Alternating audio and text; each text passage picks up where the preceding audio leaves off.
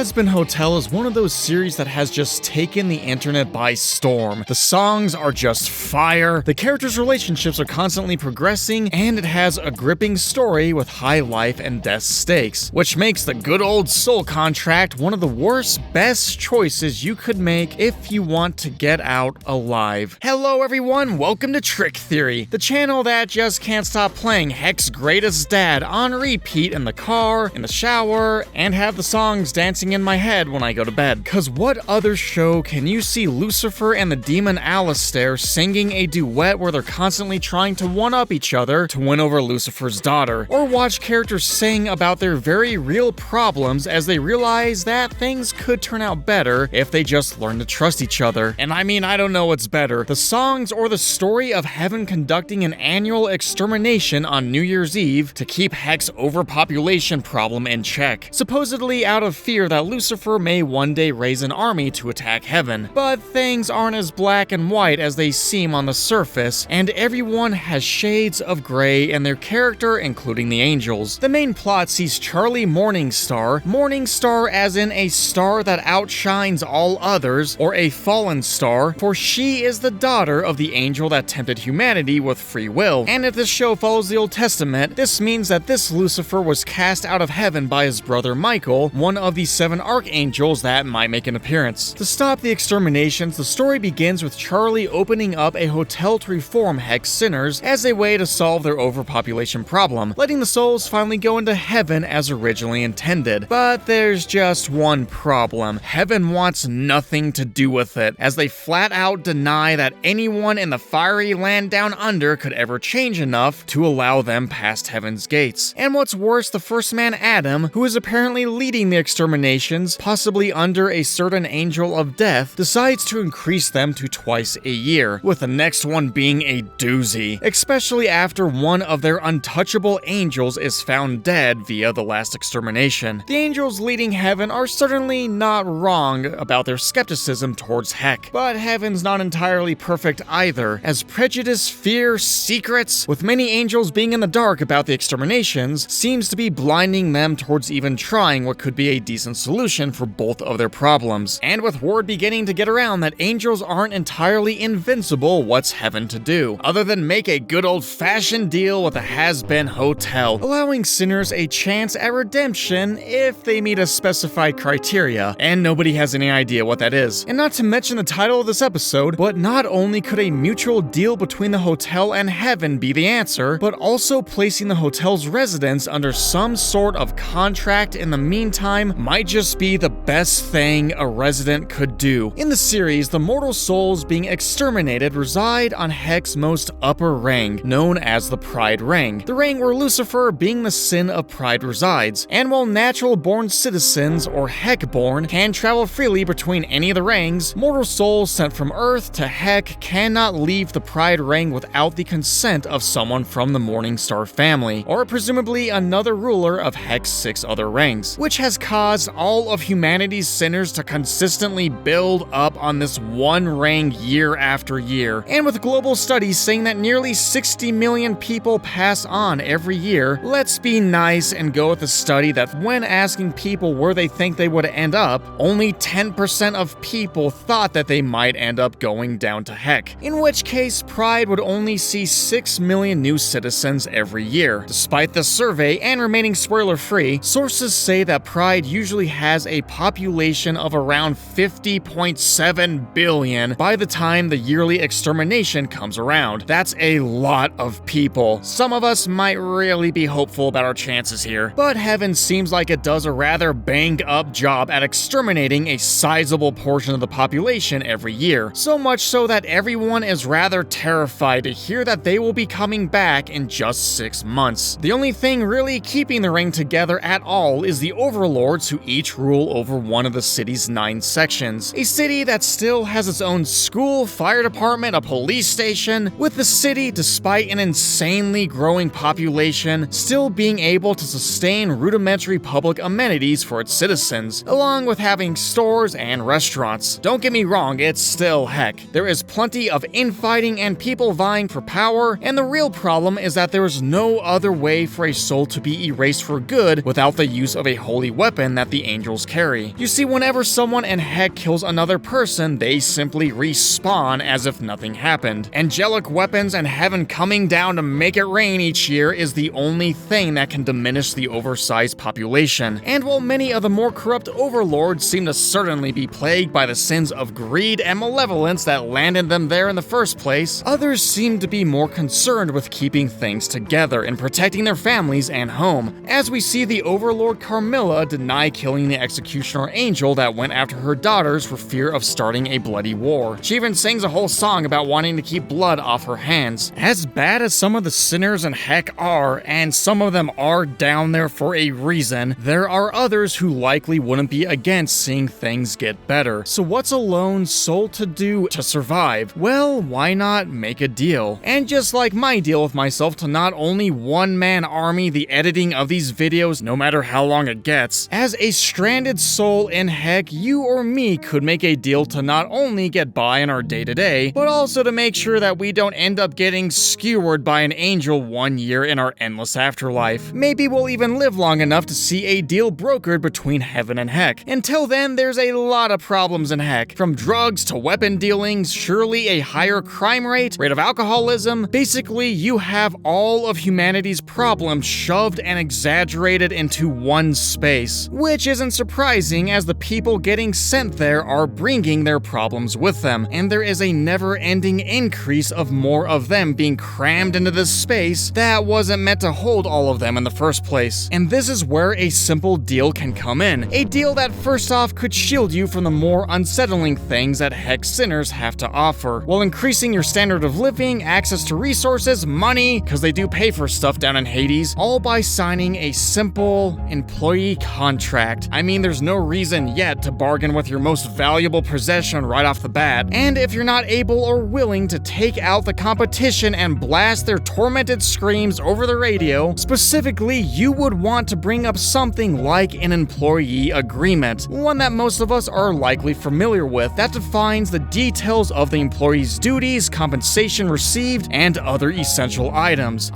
that you could negotiate for, like a spot in the bunker when all things turn heavenly. And since it's written and signed, it's more likely to stick, rather than you giving a verbal or express type contract like Charlie does with Alistair, that while legal binding in the US and some countries might not mean anything down there. I mean, what do you think all of Velvet's fashion models are doing? They are employees under her protection. She may have even given her models a safe place to hide, just as the Overlords do when Extermination Day comes, as we even see her acting upset about her prized model dying in the recent purge. They have value to her, as I'm sure Valentino would be upset if Angel didn't make it out, and even Alistair has his reasons to see that Husk makes it through. Of course, the difference between the models and the latter two is that both Angel and Husk bargained with their most valuable possession being their souls to receive the help that their overlords give them. Alistair seems far more or less intent on abusing Husk and those under him, unless Husk really ticks him off, and the same could be true for the other overlords who use these deals as a way of keeping themselves in power rather than to be evil for evil's sake. But man, that is really debatable. Making a deal, much less selling your soul to a deal maker or overlord like Alistair, is something that Lucifer warned Charlie to never ever do under any circumstance ever. Hence, she opts for a simple verbal agreement with Alistair, and this works because Alistair takes no payment. But if you want to make a deal with one of these guys, much less offer any sort of service, you really need to read the fine print, choosing to first bargain with your time, effort, and skills. And this makes your soul absolutely the last resort anyone could take in making sure their overlord now has a vested interest in them seeing the new year. Now enter Hazbin Hotel, a new way for sinners to finally try to redeem themselves in heaven's resentful eyes, that no one takes seriously at first, but is literally the best spot anyone in all of Heck could put themselves in, especially if they were to sign any sort of contract with Charlie, soul included or not, because involuntary rehabilitation doesn't seem to be Charlie's style. Regardless, if you were to walk into the lobby of Hazbin Hotel, Charlie would greet you with open arms, and if you agree to try her program for X amount of days, not only will you have the most influential and in terms of power scaling, 3 of the most terrifying beings in all of Hades, being Alistair, Charlie, and Lucifer, who has given Daddy's little princess his full support, looking out for you to make sure that you stay on track to becoming a better person, and your chances of surviving the next purge may just raise a bit in the process. And this is where you could make a deal with Charlie and the hotel for any number of agreements, from a primarily service agreement to consent forms, a liability waiver, even a confidentiality form about sensitive information Charlie and her backers may share with you. And for heck's worst sinners, and if you want to show your pre-commitment to success, you could offer something called a bailment. This is where you, the bailer, transfer something of your own personal property, like a soul, to the bailee, who then temporarily holds onto that property for whatever agreed upon purpose, but does not take ownership of that property like they would in a pledge. Cause this hotel is certainly the greatest rehabilitation project ever undergone, in terms of not only the sheer number of souls that Charlie and the staff has to deal with, but even more when looking at the sheer number of problems a single individual in heck may have to break. I mean, this hotel is gonna have to be like Alcoholics Anonymous amped up to 1,000. From getting souls past alcoholic addiction, gambling, to who knows how many drugs, to teaching the residents dozens to possibly hundreds of soft skills for how to socialize, work with, and treat those around them in any environment, to who knows how many other things. Charlie has her work cut out for her, and she has to do all of this in a place where the immediate surrounding environment only serves to amplify everyone's worst habits all the time. It's like if someone went to an Alcoholics Anonymous meeting and found they were surrounded by nothing but beer and martinis. I mean, drugs seem to be so rampant in heck that you can just pick them up out of a vending machine, and because everyone is essentially immortal, they are likely to only have worsened in their habits and biases since arriving there. The reason someone may want to not straight up give Charlie their soul, but voluntarily sign a deal that says you will meet certain expectations the hotel gives you, is so they can finally be motivated to stay on track as they break through who knows how many addictions and frustratingly rehabilitate themselves from an environment that only makes things worse. And ultimately, that's what the hotel needs to do: give sinners a change of environment, because just as in the real world, many times we are triggered into our own sinful actions and habits from cues in our immediate environment. So a voluntary change of scenery is the first and major step towards allowing someone to then change their behavior, even if you have to lend your soul just to make sure you see it through. But if none of this was very interesting, then I saved an interesting fact